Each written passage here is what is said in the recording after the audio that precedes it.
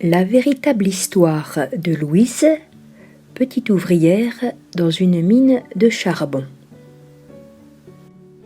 Chapitre 1. Louis. Dépêche-toi, Louise. J'arrive, papa, répond la fillette. Adieu, Janine, dit-elle, en serrant dans ses bras son amie. Je promets de ne jamais t'oublier. Pour Louise, 9 ans, ce samedi de novembre 1881 est un jour triste. Sa famille déménage et elle doit quitter sa ville et sa meilleure amie. « Louise, nous allons manquer le train !» insiste sa mère. « Je sais que c'est difficile, mais nous devons partir. » Louise se résout à abandonner son amie et la famille prend le chemin de la gare. Fanny et Marie, ses 2 petites sœurs jumelles de 5 ans, lui tiennent la main. Cela fait 3 mois que la mine de charbon d'Auchy au bois a fermé à cause d'une explosion. Le père de Louise n'a pas été blessé, mais 17 autres mineurs ont perdu la vie dans ce terrible accident. Avec la fermeture de la mine, plus aucun mineur de la ville n'a de travail. Le père de Louise a cherché à se faire embaucher à la fabrique et à la fonderie, mais sans succès. Il a finalement trouvé du travail dans une autre ville, Valenciennes, à plus d'1 heure d'Auchy au bois. Pour s'y rendre, Fanny, Marie et Louise vont prendre le train pour la première fois. À la gare, Louise est impressionnée par le bruit, la taille et la fumée des locomotives. Elle se sent toute petite.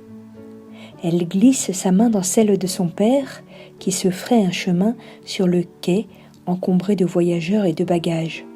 « Montez, il y a de la place dans ce wagon. » La famille trouve rapidement 5 places libres. Louise s'installe au bout de la banquette, au plus près de la fenêtre, d'où elle peut admirer le spectacle de la gare en effervescence. Soudain, un coup de sifflet retentit et le train se met à bouger. Louise se cramponne à son siège. Bientôt, par la fenêtre, la gare laisse place à la colline, derrière laquelle se cache le coron. Souvent, avec Janine, Louise grimpait en haut de cette colline pour regarder le train passer au loin. Elle est tirée de ses pensées par la voix de son père. « Louise, ta mère et moi devons te dire quelque chose d'important. » commence-t-il. Intriguée, Louise se tourne vers lui. Il a l'air mal à l'aise. « Fanny et Marie, écoutez bien vous aussi. Comme vous le savez, les temps sont durs. C'est pour cette raison que nous déménageons. Mais mon salaire ne suffira plus à faire vivre toute la famille, et votre mère doit rester à la maison pour s'occuper des jumelles. » Attentive, Louise ne prononce pas un mot. Elle devine ce que son père va dire. Ses parents ont évité aussi longtemps que possible de la faire travailler, mais dans le coron, beaucoup de garçons et de filles de son âge étaient déjà employés à la mine ou à la fabrique. La fillette est prête à tout pour aider ses parents. Elle décide donc de faciliter les choses à son père et annonce « Je pourrais travailler avec toi à la mine, papa ?» La sœur de Janine nous racontait souvent son travail au tri du charbon. Je suis sûre que j'y arriverai. Mais son père pâlit davantage. Il s'éclaircit la voix et reprend. Il s'agit en effet de travailler à la mine avec moi. Malheureusement, il n'y a pas de place au tri du charbon. Tu vas devoir travailler dans les galeries. Mais c'est impossible, les filles ne travaillent pas au fond. Il n'y a qu'une solution. Louise ne comprend pas. Son père inspire profondément et ajoute « Nous allons te faire passer pour un garçon. »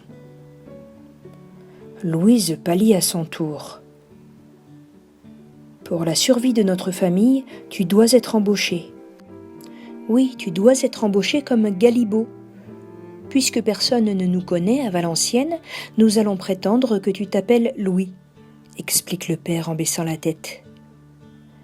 Assommée, Louise reste muette pendant quelques minutes avant d'articuler. D'accord, si c'est la seule solution. C'est vraiment la seule, confirme sa mère. Il ne faut pas nous en vouloir, ma douce, mais nous savons que tu es courageuse.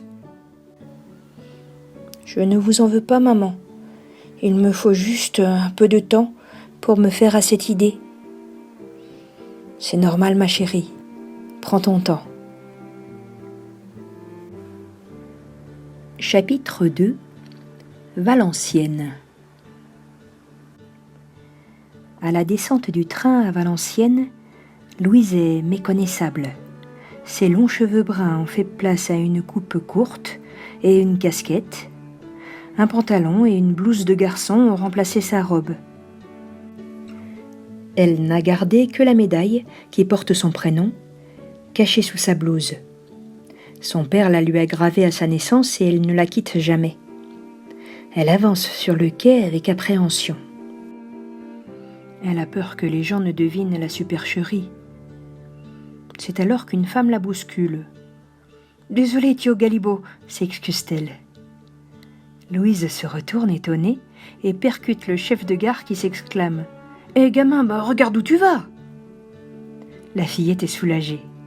Elle répond d'une voix plus grave que d'habitude « Pardon, monsieur !»« Viens, Louis !» l'interpelle son père en lui adressant un clin d'œil. 10 minutes plus tard, la famille arrive dans le Coron. Le père de Louis connaît déjà le chemin. Heureusement, car toutes les rues se ressemblent, et la nuit tombant, on dirait un labyrinthe.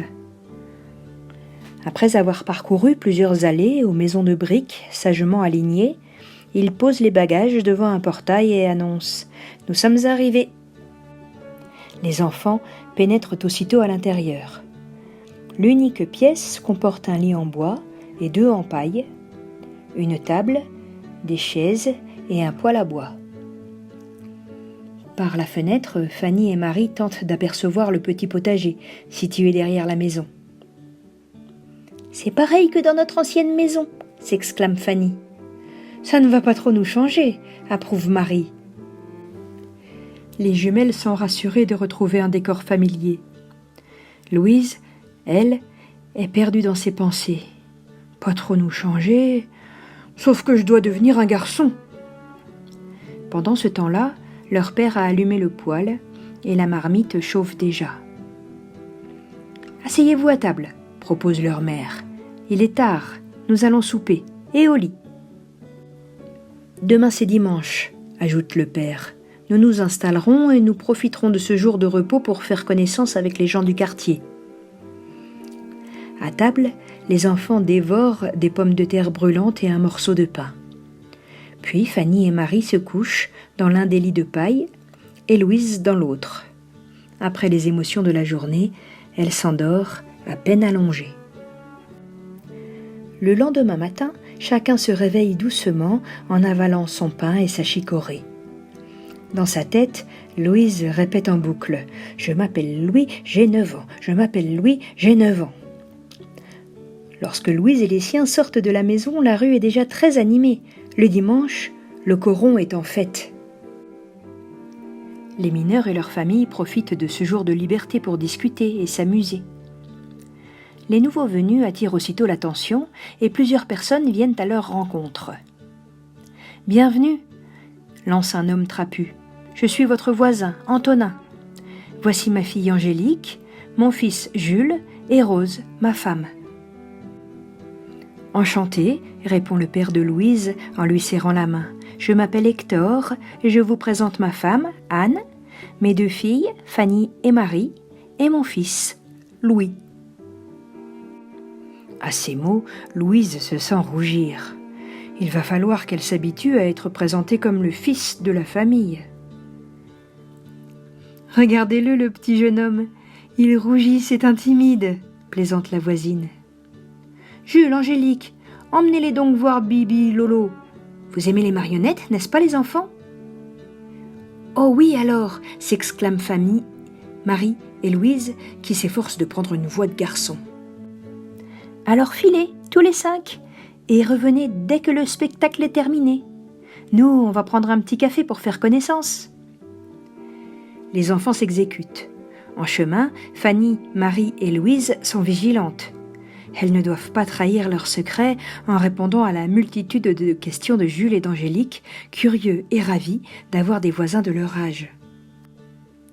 La première journée à Valenciennes se passe ainsi, agréablement. Et le soir, au dîner, toute la famille se félicite de cet accueil chaleureux. Mais chacun a déjà en tête la journée du lendemain, où Louise va faire ses débuts à la mine.